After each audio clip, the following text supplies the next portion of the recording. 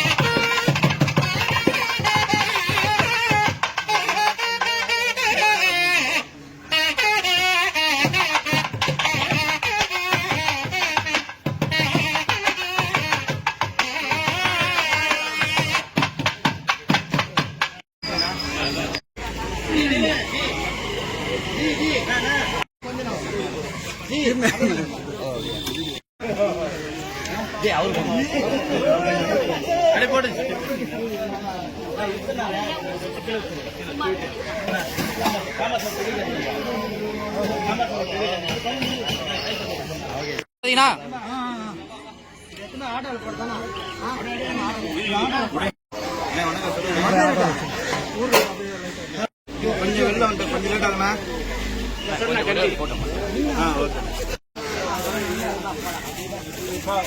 பொரியல் எல்லாம் சேர்த்தா வாட்டர் பண்ணுங்க வாட்டர் பண்ணுங்க 10 பேர் பண்ணலாம்.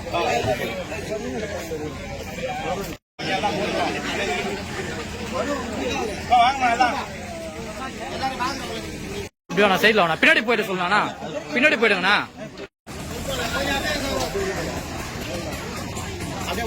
சரிடா, இதுவா நின்று அங்க எங்க நிக்கிற?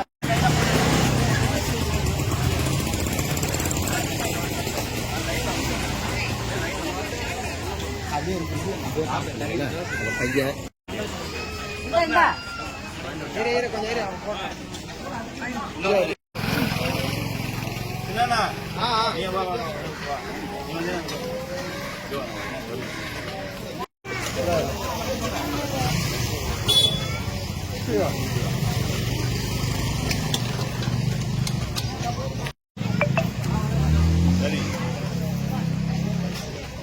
நல்ல புடிமா நல்லா